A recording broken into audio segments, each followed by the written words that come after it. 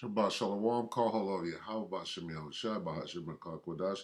Double honors to the elder apostles and elder bishops of GMS, including the elders that give it for them. In sincerity, the hopeful elect tabernacle of David. Shabbat Shalom, salutations all the Akwath listening and learning. I'm the brother Yahshua, back with the World War III Daily Update. Shabbat Shalom, and salutations to you as well. Today is War and Rumors of War Tuesday. Finally on time. We're going to keep this real short. We all know about the bombing of the bridge again. We all know about Vilnius and fast-tracking Ukraine into NATO. We all know about the 5 nuclear power plants or power stations, whatever you want to call them, under attack. So this war is just, and what do you believe? What do you not believe? That's what today is about. It's about Matthew 24:6. And ye shall hear of wars and rumors of wars. See that ye be not troubled, for all these things must come to pass, but the end is not yet. Then we go in, we get these different versions. NIV says, you will hear of wars and rumors of war. NLT says, and you will hear of wars and threats. Okay? And what we're about to watch here is a threat. But, let's finish this. So we got rumors of war, threats of war. We got rumor, reports, rumors, threats, reports, and news of battles far away. All right, now we'll watch a bit of this. This guy, combat veteran, reacts. He's a bit weird. Anybody that runs around boasting that they're a combat veteran is a weirdo. You keep those things quiet. Because you'll be looked at as a weirdo. 1 hour ago, Russia building a massive army outside Kharkiv or Kharkiv. 18 July 23, Ukraine Daily Update. Your Daily Update. Well, this is the World War III Daily Update anyway. So let's see what this guy has to say. And the thing about this guy, he's pro-Ukrainian. When you get a total pro-Ukrainian, you're going to hear a one-sided presentation. Same on the other side. When you get a pro-Russian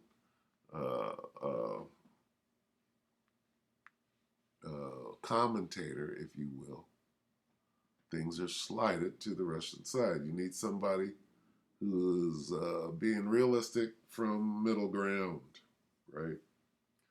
And I have no dog in this fight. What we do is we read the scriptures and tell you what the scriptures say is going to happen. So if the scripture tells you that God is on the side of the Medes, he's stirring them up, he's backing them and giving them the spirit to fight, who do you think is going to win? Okay, so take that into consideration. Here we go. Take it away. Is Russia preparing a massive force to attack Ukraine in the north? But is Ukraine disrupting Russian logistics with an attack on the iconic Kerch Bridge? The wars and rumors of war. Well, there's a rumor that a British underwater drone went in and knocked the bridge into the state that it's in right now. All right, it's a rumor that Russia is amassing troops, right? And to perform that threat, right? And it's all news, and this is a report, so carry on. I'm Paul, U.S. Army combat veteran. It's July 18th, 2023. This is your daily Ukraine update. Let's get into it. Okay, first let's take a look at the control map. What I thought was most interesting is that there are some changes to the battlefield, but they're really unexpected, actually. They are primarily in the north, where we're seeing Russia actually begin to attempt to create bridgeheads, particularly across some of these smaller rivers here, like the Zerhebets. As you can see, right north of Crimea, looks like the nearest town is Kovalivka. You can see Russian forces conducting a river crossing into this forested area, pushing Ukrainian forces out, creating a small bow in the Ukrainian lines. When we look to the north, you can see here near Davorichna, Russian forces also conducting an advance, pushing Ukrainian forces back almost across the Oskil. And while these natural barriers are likely to form a good defensive line for Ukraine, it is not it is indicative that Russia is serious about conducting some offensive operations here in Kharkiv. Part of this is likely an effort by Russia to divert forces, Ukrainian forces who are positioned to exploit the counteroffensive, and instead have them commit to defensive work here in Kharkiv. And this is one of the problems that Ukraine simply runs into, is that they simply don't have the same population as Russia. But we're going to talk a little bit more about that in a bit. I wanted to take a look at the combat map where we can see more specifically where Russia, again, does not depict any of this offensive action that we've seen, but instead reports here is the Russian attack near Davorichna. And then to the south here, you can see there's reports of Russian offensives near Crimea, as well as a large number of counterattacks in and around Bakhmut and near Avdiivka. But what's interesting is we don't see Russian counterattacks really occurring in the Zaporizhzhia region. When we take a look at War Mapper's map, they're reporting that over the weekend, what we've already sort of talked about, that Ukraine has advanced into Staromayorsk on the southern front, and the settlement is now listed as contested. So this depicts Ukrainian forces as contesting Staromayorsk, right? This also has the Orozane as contested. Again, a sign of at least some level of progress by Ukrainian forces. So he's looking for progress for Ukraine. It's really hard for me to listen to this guy. So let's get some additional reporting, if you will. Why are you doing it? Slovakia, bear with me. Trying to get to the history, and your boy Travis, who I believe, let me see. All right. Russia bombs Odessa. Breaking. U.S. troops activated. Let's see. Crimea Bridge attacked again. I saw another. Who was bringing out that Russia was amassing?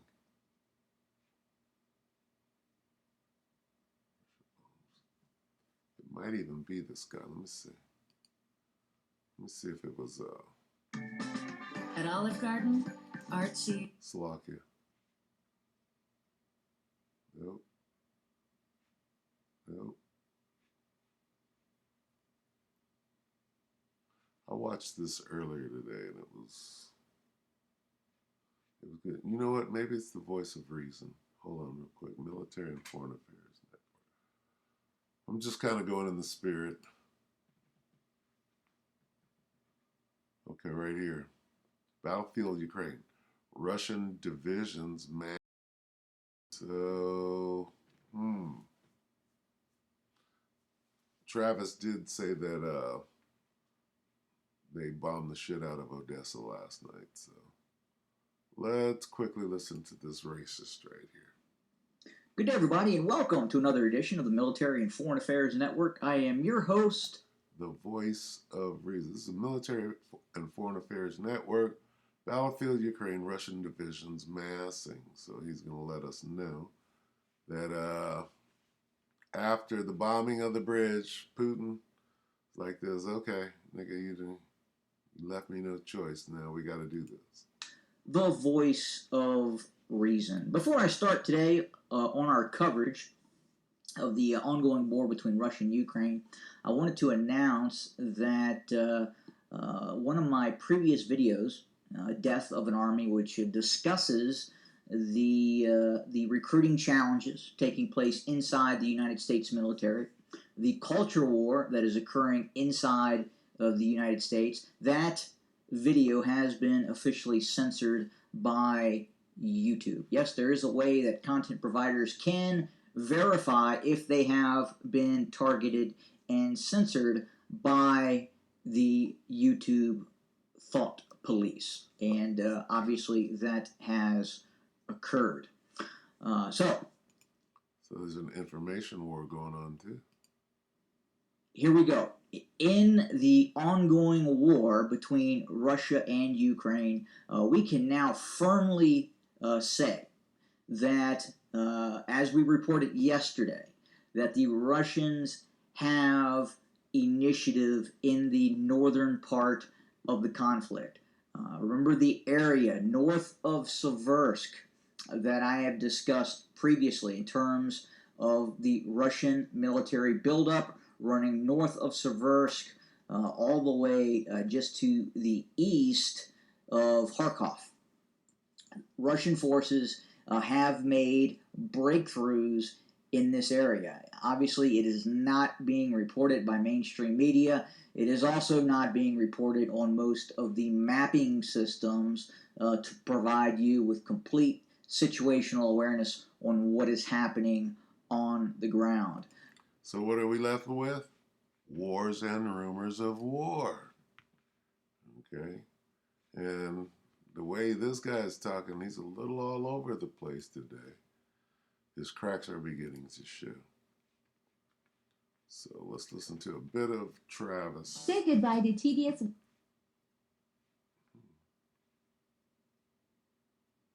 at that. I like that. Anyway. Come on, Travis, do it. Hopping by to watch. Well, as expected, Russia has responded to Ukraine and the West, really, attacking the bridge there in Crimea. And it's just kind of exacerbating the whole grain deal thing. So they, yesterday was reports of parts of the Russian Did he say reports? Navy, the Russian naval fleet, gathering in the waters outside of Odessa. And well, they let loose on Odessa and did some bombing. Odessa is the main city where all the grain actually goes through, that would go through the Black Sea. Now, for those of you that are kind of playing catch up, Ukraine is one of the largest producers of grain, mostly wheat, but other crops, at least in that part of the world, and really one of the top producers in the entire world. And a lot of the food that is grain-based food in Africa and India and the Middle East comes from Ukraine. Up until now, up until recently, throughout the whole war, that's been a worry that, well, if that gets cut off, it could cause, massive food shortages and starvation. And so that there's been this grain deal, you've probably heard of it, a Black Sea grain deal between the United Nations, Russia, Turkey was involved, and then, of course, Ukraine, to allow, for humanitarian reasons, that grain to leave Ukraine.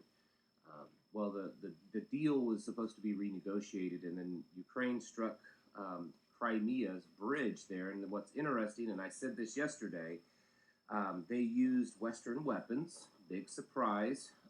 It was a robotic drone sub missile type thing from Britain.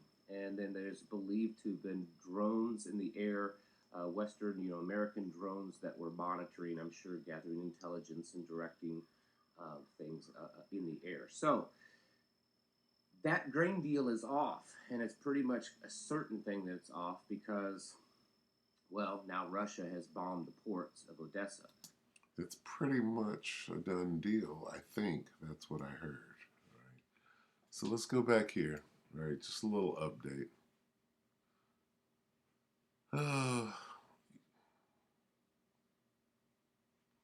You are as Matthew 24:6 in the good news.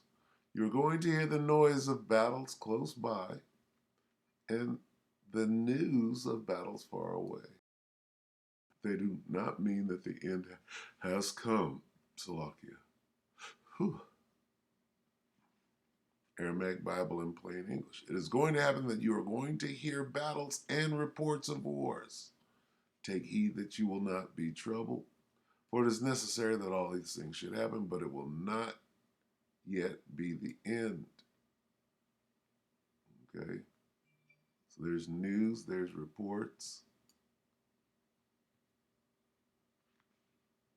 NLT, and you will hear of wars and threats of wars.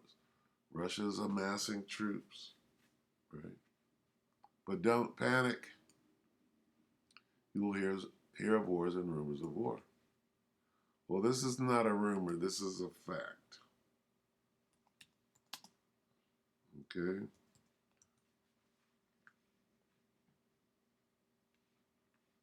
Revelation 11 and 14. The second woe has passed. Behold, the third woe is coming shortly.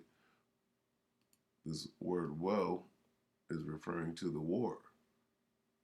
Second, let's talk about the world war. It says, World War II has passed. Behold, World War III is coming shortly. All right? And that's a fact. It's not a rumor. We can clearly see that. Anyway, with that, just a quick update. Wars and rumors of war. Somebody blew up my bridge. Now we're going to get our get back. And da-da-da-da. We'll wait and see. All right? With that, we hope that you'll like to edify you brothers and sisters. With that, I'm going to say Shabbat Shalom.